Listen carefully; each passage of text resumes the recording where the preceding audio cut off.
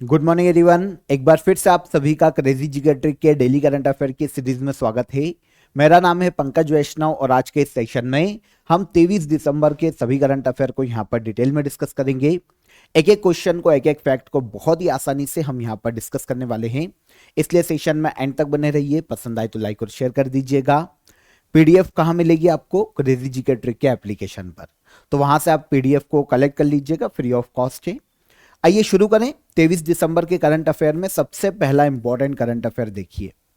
18th India state of forest report 2023 के अनुसार कौन सा राज्य क्षेत्रफल की दृष्टि से सबसे ज्यादा फॉरेस्ट कवर वाला राज्य बना है? तो वैसे पहले भी यही था। यह राज्य है मध्य प्रदेश राज्य। भारत में सबसे ज्यादा फॉरेस्ट कवर, सबसे ज्यादा वन क्षेत्र वाला राज्य अगर पूछा जाता तो यह है मध्य प्रदेश राज्य। हाल ही में देखिए 18th India state of forest report 2023 को जारी किया गया है। इसे अनाउंस किया है यूनियन मिनिस्टर भूपेंद्र यादव ने। 18th India state of forest report 2023 राज्यों में कितना फॉरेस्ट एरिया है, इस आधार पर इस रिपोर्ट को तैयार किया जाता है। 1987 में शुरू किया गया था और तब से हर 2 साल के डेटा को यहां पर कलेक्ट किया जाता है। 2 साल में इसे जारी किया जाता है। इस बार इस रिपोर्ट का ये 18th एडिशन है, India state of forest report 2023।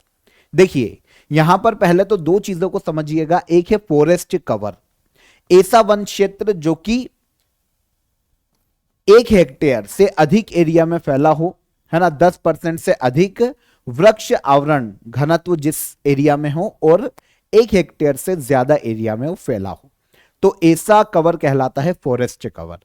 इसके अलावा एक और अवधारणा होती है ट्री कवर। 1 हेक्टेयर से कम की भूमि पर जो वृक्ष क्षेत्र होता है, छोटे आकार के वन क्षेत्र, उनको कहा जाता है ट्री कवर। अब यहां पर ऑल ओवर अगर हम दोनों को मिला देते हैं, फॉरेस्ट कवर और ट्री कवर को, तो हमको पता चलता है कि पूरे इंडिया में 8,27,357 स्क्वायर किलोमीटर में वन एरिया है, फॉरेस्ट एरिया है। Percentage of India geographical area के अकॉर्डिंग अगर हम देखते हैं वन क्षेत्र का, तो ये 25.17% भूमि पर इंडिया में वन क्षेत्र देखने को मिलता है। फॉरेस्ट कवर है इनमें से, ऑल ओवर में से 7,15,343 स्क्वायर किलोमीटर, जो कि 21.76% होता है ऑल ओवर इंडिया के कुल एरिया का।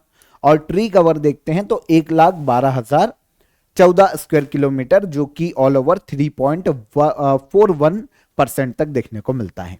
यहां पर सबसे इंपॉर्टेंट यही है कि इंडिया के कुल क्षेत्र का वन एरिया कितना है, तो 25.17%। ओके, इंक्रीज कितना हुआ? तो अगर हम लास्ट जो रिपोर्ट आई थी 2021 के वन एरिया के अकॉर्डिंग, उससे अगर हम वन एरिया को कंपेयर करते हैं तो 1445 स्क्वायर किलोमीटर का वन एरिया यहां पर इंक्रीज हुआ है इंडिया में। फॉरेस्ट कवर इंक्रीज हुआ है 156 स्क्वायर किलोमीटर और ट्री कवर इंक्रीज हुआ है 1289 स्क्वायर किलोमीटर। टॉप स्टेट जहां पर सबसे ज्यादा फॉरेस्ट कवर या वन क्षेत्र देखने को मिलता, मध्य प्रदेश राज्य। एमपी की कुल भूमि का 77,073 स्क्वायर किलोमीटर एरिया में वन क्षेत्र है।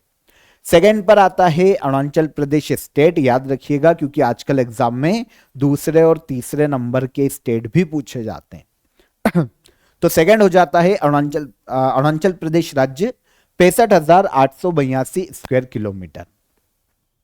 थर्ड हो जाता है छत्तीसगढ़, जहां पर 55,812 स्क्वायर किलोमीटर क्षेत्र पर, जो छत्तीसगढ़ का कुल एरिया है उस पर वन देखने को मिलता है 55,812 स्क्वायर किलोमीटर के एरिया पर। तो ये टॉप 3 स्टेट हो जाते हैं फॉरेस्ट कवर के मामले में। तो बेसिकली आपको यही याद रखना चाहिए क्योंकि सबसे ज्यादा क्वेश्चन यहीं से बनते हुए एग्जाम में दिखाई देते हैं। ठीक है, परसेंटेज वाइज अगर हम देखते हैं सबसे ज्यादा वन क्षेत्र, तो परसेंटेज वाइज कुल भूमि का सबसे ज्यादा वन क्षेत्र देखने को मिलता लक्षद्वीप में, जहां पर 91.33% क्षेत्र पर वन है।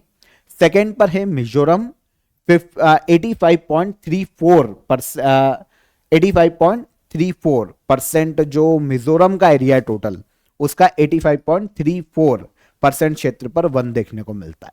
लक्षद्वीप के कुल एरिया का ऑलमोस्ट 91% तो वन क्षेत्रीय है। अंडमान निकोबार तीसरे नंबर पर कुल 100% एरिया में से 81.62% क्षेत्र पर अंडमान निकोबार पर वन क्षेत्र है ना। मैग्रो कवर की बात करें तो इंडिया में मैग्रो कवर देखें 4,992 स्क्वायर किलोमीटर स्पेशली देखने को मिलेगा पश्चिम बंगाल राज्य में, है ना। तो ये बेसिक इंफॉर्मेशन सारी याद रखिएगा। आगे आएंगे हम, अगला क्वेश्चन देखेंगे। 21 दिसंबर को पहला वर्ल्ड मेडिटेशन डे मनाया गया। वर्ल्ड मेडिटेशन डे 2024 की थीम क्या है? देखिए पहला है इसलिए सबसे ज्यादा इंपॉर्टेंट क्वेश्चन हो जाता है एग्जाम के पॉइंट ऑफ व्यू से। वर्ल्ड मेडिटेशन डे कब मनाया गया? 21 दिसंबर को। वर्ल्ड योगा डे कब मनाया जाता है? 21 जून को। उसी तरीके से वर्ल्ड मेडिटेशन डे इसी साल यूनाइटेड नेशन जनरल असेंबली ने इसी साल इसका अनाउंसमेंट किया था और पहली बार ही मनाया गया है 21 दिसंबर को वर्ल्ड मेडिटेशन डे। थीम की बात करें तो meditation for global piece and harmony पहले वर्ल्ड मेडिटेशन डे की थीम है। Answer D. देखिए पूरे वर्ल्ड में मेडिटेशन एक मेंटल पीस के लिए, इंटरनल पीस के लिए, और इसके अलावा अगर हम पुराणों के अकॉर्डिंग देखें तो आध्यात्मिक उन्नति के लिए भी मेडिटेशन को बहुत तवज्जो दी जाती है। स्पेशली जो बौद्ध रिलीजन है और जो हिंदू रिलीजन है, यहां पर मेडिटेशन का बहुत बड़ा रोल है। अब बेसिकली हमको यह तो पता चलता है कि मेडिटेशन से मेंटल पीस मिलता है, आध्यात्मिक उन्नति, ठीक है, जो साधक है उनके लिए मिल सकता है, लेकिन यहां पर इंटरनल पीस, मेंटल पीस सबसे ज्यादा इंपॉर्टेंट हो जाता है, पहली चीज हो जाती है। तो उसी को ध्यान में रखते हुए 21 दिसंबर को वर्ल्ड मेडिटेशन डे का अनाउंसमेंट किया गया था। पूरे वर्ल्ड को मेडिटेशन के प्रति जागरूक किया जाए कि भाई इवन एक दिन में 5 से 10 मिनट मेडिटेशन हर व्यक्ति करे। तो इसकी थीम रखी गई है meditation for global piece and harmony. ये इसी उद्देश्य पर ही आधारित है कि भैया व्यक्तिगत और वैश्विक स्तर पर शांति और हार्मनी स्थापित करने के लिए जो मेडिटेशन है वो मदद कर सकता है। 2024 में अभी यूनाइटेड नेशन जनरल असेंबली ने इसे घोषित किया था और पहली बार ही 21 दिसंबर को मनाया गया।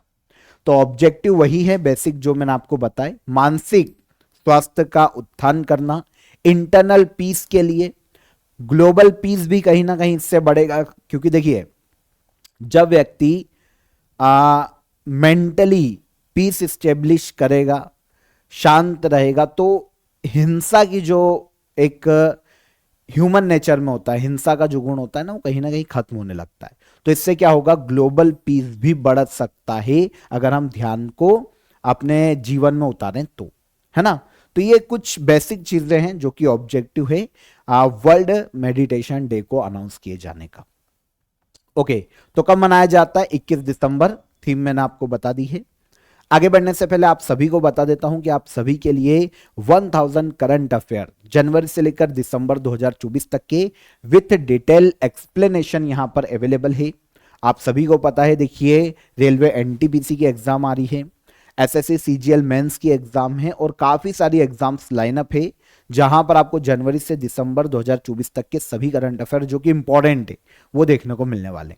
तो उन सभी को यहां पर हमने क्लब किया है। आप प्रैक्टिस कर सकते हैं, अपने परफॉर्मेंस को चेक कर सकते हैं, और यहां पर आपके लिए स्पेशल इसलिए भी है क्योंकि हर क्वेश्चन का आपको डिटेल्ड एक्सप्लेनेशन यहां पर मिलता है करंट अफेयर का। वैसे तो मैं आपको डेली करंट अफेयर में पढ़ा ही देता हूं, लेकिन अगर आप प्रैक्टिस करना चाहते हैं तो आप इसे ज्वाइन कर सकते हैं। तो हिंदी और इंग्लिश दोनों ही लैंग्वेजेस में ये आपको अवेलेबल है। दोनों की लिंक मैं आपको डिस्क्रिप्शन में दे दूंगा, वहां पर जाकर आप इसे टॉपिक वाइज पीडीएफ को बहुत ही नॉमिनल चार्जेस में ज्वाइन कर सकते हैं। नीचे आपको डिस्क्रिप्शन में नंबर भी मिल जाएगा, हेल्पलाइन नंबर। अगर कोई भी डाउट है, कोई भी आपका हर्डल है, तो आप हमारी सपोर्ट टीम से बात कर लीजिए। चलिए आगे बढ़ेंगे। किस राज्य या केंद्र शासित प्रदेश में अंबेडकर स्कॉलरशिप योजना शुरू की गई है? तो अंबेडकर स्कॉलरशिप स्कीम की बात करें तो इसे अनाउंस किया है दिल्ली गवर्नमेंट ने। दिल्ली में आपको पता है चुनाव होने वाले हैं नेक्स्ट ईयर की शुरुआत में, तो लगातार दिल्ली में अनाउंसमेंट चल रही है। प्रेजेंट जो गवर्नमेंट है आप पार्टी की, उनके द्वारा, तो इसी के तहत हाल ही में दिल्ली में एक स्कीम को शुरू किया गया दिल्ली गवर्नमेंट के द्वारा, अंबेडकर स्कॉलरशिप स्कीम। इस स्कीम के माध्यम से दिल्ली में जो दलित परिवार हैं उनके बच्चों को स्पेशली फॉरेन यूनिवर्सिटी में पढ़ाई के लिए राज्य सरकार उनका जो एक्सपेंसेस है वो बियर करने वाली है। पूरा खर्चा आने जाने का वो राज्य सरकार उठाएगी। दलित परिवार के लोगों को उच्च शिक्षा के लिए फॉरेन भेजना, प्रोत्साहित करना, ये इस स्कीम का मुख्य उद्देश्य है। Ambedkar scholarship scheme Delhi government के द्वारा अनाउंस की गई। वैसे कुछ समय पहले एक और स्कीम को अनाउंस किया गया था, महिला सम्मान योजना। यह भी दिल्ली सरकार की योजना है जिसके तहत हर महीने 1,000 रुपए राज्य की महिलाओं को दिए जा रहे हैं, महिला सम्मान योजना। और इसके अलावा अंबेडकर स्कॉलरशिप स्कीम, दोनों ही दिल्ली सरकार की योजना है। केंद्रीय मंत्रिमंडल ने वर्ष 2025 के लिए मिलिंग कोपरा का न्यूनतम समर्थन मूल्य क्या तय किया है? आप खोपरा बोलते होंगे ना, एक खोपरा खाते होंगे नारियल के अंदर का, तो उसे ही कोपरा यहां पर कहा गया है, मिलिंग कोपरा। इसका हाल ही में गवर्नमेंट ने, सेंट्रल कैबिनेट ने न्यूनतम समर्थन मूल्य एमएसपी जारी किया है और एमएसपी रखा गया है 11,582 पर क्विंटल मिलिंग कोपरा पर। देखिए, दो प्रकार के यहां पर जो हम खोपरा बोल रहे हैं या कोपरा बोल रहे हैं वही है। दो प्रकार के यहां पर कोपरा का जिक्र देखने को मिलेगा। एक है मिलिंग कोपरा, नॉर्मली तेल निकालने के लिए इसका यूज किया जाता है, और एक होता है बाल कोपरा जो कि हम यूज करते हैं, पूजा में भी यूज करते हैं। तो बाल कोपरा पर भी न्यूनतम समर्थन मूल्य का अनाउंसमेंट सेंट्रल कैबिनेट ने किया है। तो 100% से ज्यादा एमएसपी में वृद्धि की गई है, इसलिए क्वेश्चन इंपॉर्टेंट हो जाता है। मिलिंग कोपरा का पहले जो एमएसपी था 5,250 प्रति क्विंटल था, जिसे अब बढ़ाकर 11,582 पर क्विंटल कर दिया गया है। मतलब 121% एमएसपी बढ़ाया गया है। और वहीं पर बाल कोपरा की बात करें तो इसका पहले एमएसपी 5,500 रुपए था, अब इसको बढ़ा दिया गया है 12,100 रुपए प्रति क्विंटल। तो बहुत ज्यादा, यहां पर भी 120% की आपको एमएसपी में वृद्धि देखने को मिलेगी, जो कि किसी भी फसल पर बहुत ज्यादा है। उद्देश्य क्या है? तो देखिए, खोपरा किसान जो है ना, उनकी लगातार तादाद घटती जा रही है। तो किसानों को अधिक लाभ देना और उन्हें प्रोत्साहित करना कोपरा उत्पादन के लिए, यह मुख्य उद्देश्य है कि एमएसपी को इतना ज्यादा बढ़ाया गया है। तो मिलिंग कोपरा पर भी और बाल कोपरा पर भी, दोनों पर एमएसपी बढ़ाई गई है। मिलिंग कोपरा पर आपको शायद यहां पर दिखेगा नहीं डेटा, 121% एमएसपी को बढ़ाया गया, और बाल कोपरा पर 120% एमएसपी को बढ़ाया गया है सेंट्रल गवर्नमेंट के द्वारा। आगे आ जाएं, एमएसपी या न्यूनतम समर्थन मूल्य तय कौन करता है?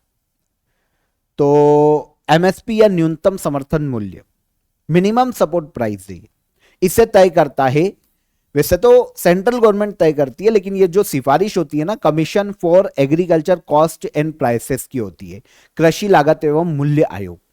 ये एमएसपी तय करता है किसी भी फसल पर, और गवर्नमेंट को सजेशन देता है उसके बारे में। कृषि और किसान कल्याण मंत्रालय के अंतर्गत कृषि लागत एवं मूल्य आयोग की स्थापना 1965 में की गई थी, 1965 में, जो एमएसपी तय करती है। 23 फसलों पर एमएसपी जारी की जाती है। 7 तो होती है अनाज की फसलें, 5 दलहन फसलें, 7 तिलहन फसलें, और 4 होती है कमर्शियल फसलें, कमर्शियल क्रॉप। तो यहां पर सबका मैंने आपको दे दिया है, नाम पढ़ लेना पॉज करके कौन कौन सी है। 23 फसलों पर एमएसपी एक गन्ना होता है जिस पर एफआरपी जारी किया जाता है, फेयर एंड रिम्यूनरेटिव प्राइस, इसे कहा जाता है एफआरपी, गन्ने पर आता है। तो ये 24 फसलें हो गई ऑल ओवर। जब शुगर मिल वाले गन्ना किसान से गन्ना खरीदते हैं तो वो एफआरपी, मिनिमम एफआरपी पर वो गन्ना खरीदते हैं। तो गन्ने पर एफआरपी और बाकी 23 फसलों पर एमएसपी कृषि लागत एवं मूल्य आयोग तय करता है। आगे आ जाएं, दिसंबर 2024 में वर्ल्ड मलेरिया रिपोर्ट 2024 को किसके द्वारा जारी किया गया? तो रिपोर्ट जारी किया गया है WHO, वर्ल्ड हेल्थ ऑर्गेनाइजेशन के द्वारा। कुछ चीजों को वर्ल्ड हेल्थ ऑर्गेनाइजेशन ने इस रिपोर्ट में एड्रेस किया है जो कि मलेरिया से रिलेटेड है। 2023 के डेटा को यहां पर इंक्लूड किया गया और 2024 में हाल ही में इस रिपोर्ट को जारी किया गया। अब रिपोर्ट में की पॉइंटर क्या है, इनकी बात करें। वैसे इंटरनली की पॉइंटर कम ही पूछे जाते हैं, तो आप रिपोर्ट को याद रखना जारी कौन करता है। वर्ल्ड मलेरिया रिपोर्ट 2024 किसने जारी की? WHO ने। अब इसने बताया है कि 2023 में, 24 में आइए 2023 के डेटा के अकॉर्डिंग, तो इसने बताया है कि 2023 में पूरे वर्ल्ड में 263 मिलियन मलेरिया के मामले देखने को मिले हैं और 5,97,000 लोगों की मृत्यु पूरे वर्ल्ड में मलेरिया से हुई है। एक बहुत ही घातक समस्या है मलेरिया। 83 देशों में मलेरिया के मामले हैं वर्तमान में, उसमें से 29 देश ऐसे हैं जो कि 95% मलेरिया के केसेस को होल्ड करते हैं। 29 देशों में सबसे ज्यादा प्रॉब्लम है 95%, और इनमें भी 96% मौत हो जाती है लोगों की। पूरे वर्ल्ड में 96% जो मौतें हो रही 100% मलेरिया से, 96% तो ये 29 देशों से ही आती है। और ऑब्वियस सी बात है अफ्रीकी देश होंगे। नाइजीरिया अकेले ऑलमोस्ट 25.9% मलेरिया के मामले होल्ड करता है। सबसे बड़े मलेरिया से होने वाली मौतों के आधार पर आधा हिस्सा इन 4 देशों से आता है। Nigeria, Republic of Congo, niger और तंजानिया, सभी अफ्रीकी देश हैं, क्योंकि हम जानते हैं अफ्रीका महाद्वीप पिछड़ा हुआ है। इंडिया की कंडीशन देखें तो इंडिया की कंडीशन में 2022 से 2023 के एक साल के अंदर 9.6% मलेरिया के मामले कम हुए। 2000 से 2023 तक 87% हमने मलेरिया के मामले कम किए। स्वच्छ भारत अभियान बहुत अच्छी भूमिका इसमें प्ले करता है, क्योंकि भाई गंदगी होती है, कचरा होता है तो मच्छर पनपते हैं, प्लाज्मोडियम परजीवी के जो वाहक होते हैं उनके कारण मलेरिया फैलता है। और इंडिया में कहीं ना कहीं स्वच्छ भारत अभियान ने इसमें मदद की, नो डाउट। पूरे वर्ल्ड में WHO ने अभी तक 44 देशों को मलेरिया फ्री घोषित किया है।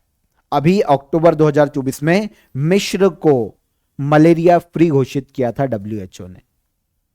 अक्टूबर 2024 में 44वां देश था मिस्र, जो कि मलेरिया डिसीज से मुक्त घोषित किया गया है ना।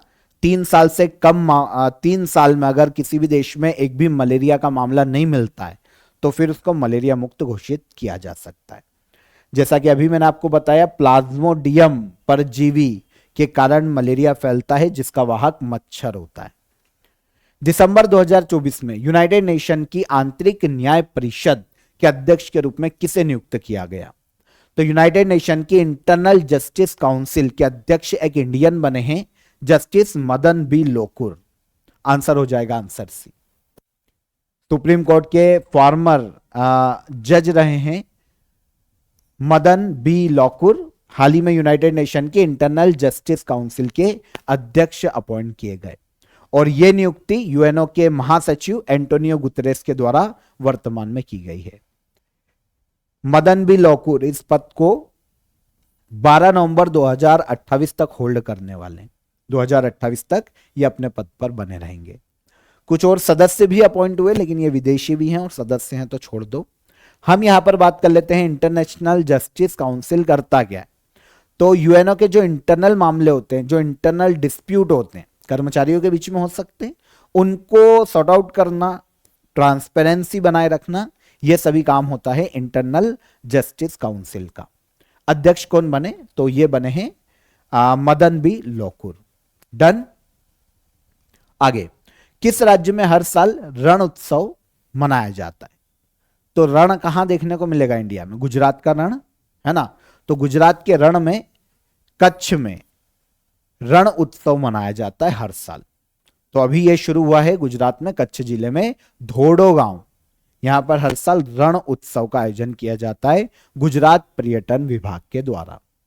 कच्छ की जो कल्चरल हेरिटेज है उसको बढ़ावा देना, यहां पर टूरिज्म को आकर्षित करना, आर्ट एंड कल्चर को प्रोत्साहित करना और जो लोकल कम्युनिटीज है उनके उत्थान के लिए काम करना, यह मुख्य उद्देश्य है रण महोत्सव को आयोजित किए जाने का। गुजरात के धोडो गांव में, जो कि कच्छ जिले में आता है, यहां पर रण महोत्सव हर साल आयोजित किया जाता है।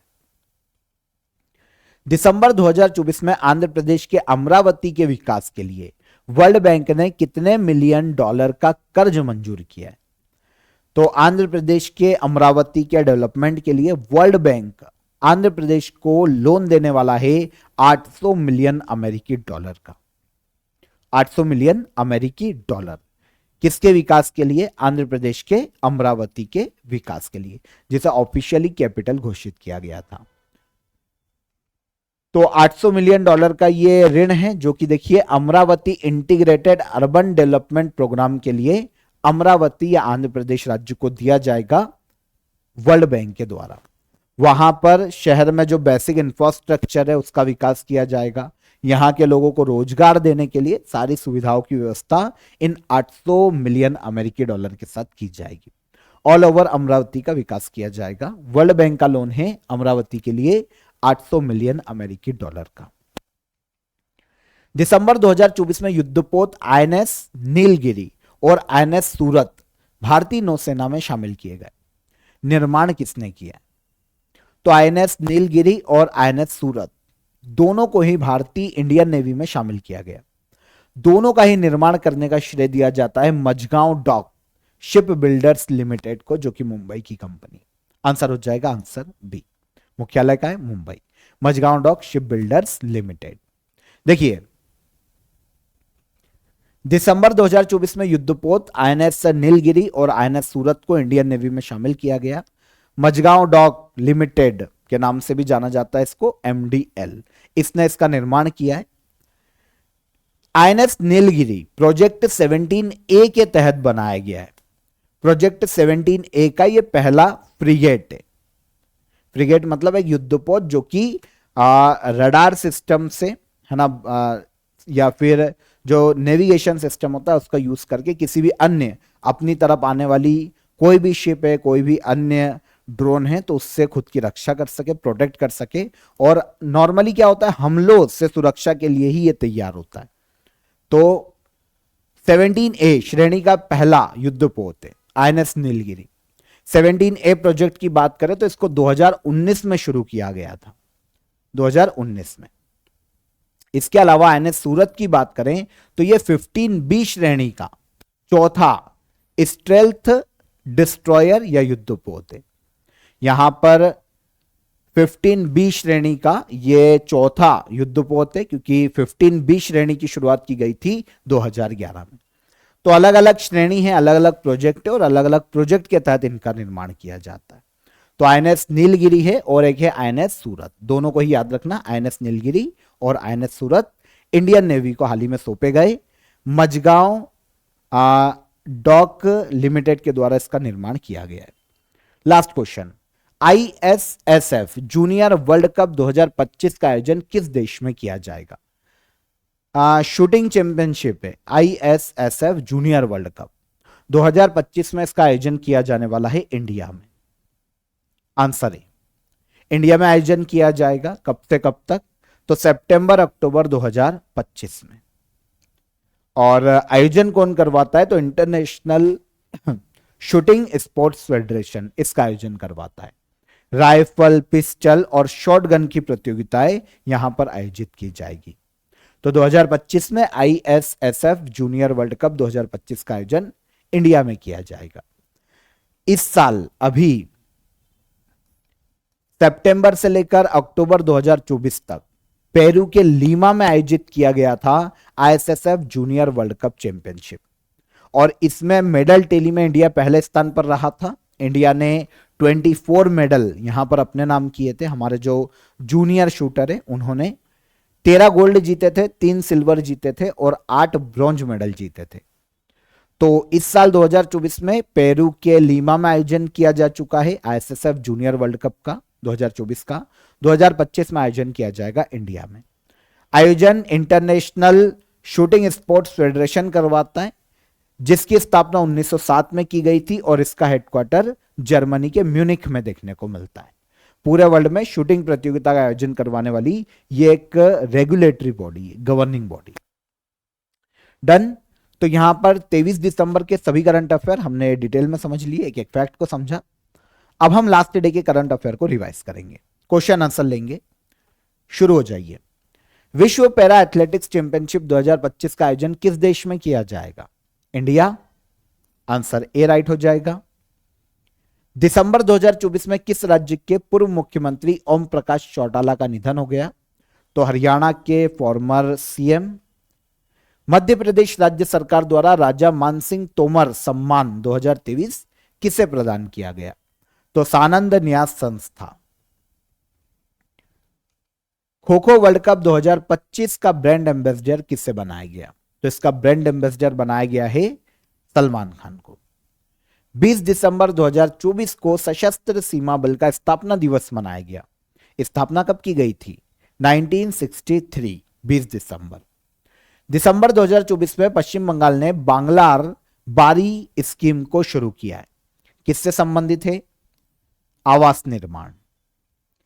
Book bring it on by the incredible story of my life किस भारतीय पैरा खिलाड़ी की ऑटोबायोग्राफी है? किसकी है? दीपा मलिक। यूरेशियन टाइम्स की द 8 ग्रेट पावर ऑफ 2025 सूची में भारत का स्थान क्या है? तो इंडिया का प्लेस है 5वां। दिसंबर 2024 में किसे भारतीय स्टेट बैंक का प्रबंध निदेशक नियुक्त किया गया? तो यह अपॉइंट हुए राम मोहन राव अमारा। दिसंबर 2024 में किस राज्य में संरक्षित क्षेत्र परमिट व्यवस्था लागू की गई? प्रोटेक्टेड एरिया परमिट व्यवस्था को लागू किया गया। तो तीनों राज्यों में, नागालैंड, मणिपुर और मिजोरम। ये सारे क्वेश्चन कल के सेशन के हमारे हमने डिटेल में समझे थे। अब हम आएंगे आज के क्वेश्चन, कल के क्वेश्चन ऑफ द डे के आंसर पर। भारत के पहले एक्टिंग पीएम कौन थे? तो ये थे गुलजारी लाल नंदा। किस संविधान संशोधन के माध्यम से एंग्लो इंडियन सीट को खत्म किया गया? तो 104वां संविधान संशोधन के माध्यम से। और जो एससी अनुसूचित जाति जनजाति का आरक्षण था उसको 10 साल के लिए बढ़ाया गया था। संस्कृत भाषा के लिए 2024 में साहित्य अकादमी पुरस्कार किसे दिया गया? तो यह दिया गया दीपक कुमार शर्मा को, उनकी कविता भास्कर चरित्रम के लिए। इसे हमने डिस्कस किया था। ठीक है, अब आज के लिए question of the day, Deepa Malik किस खेल से संबंधित थे? इनकी ऑटोबायोग्राफी से क्वेश्चन आया ना। चंबल नदी का उद्गम किस राज्य में है?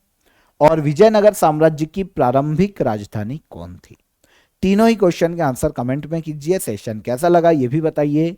पसंद आया हो तो लाइक और शेयर कर देना। चैनल पर पहली बार आए हो तो सब्सक्राइब कर लो। कल फिर मुलाकात करेंगे नेक्स्ट डे के करंट अफेयर में। तब तक अपना ख्याल रखिए। जय हिंद, जय भारत।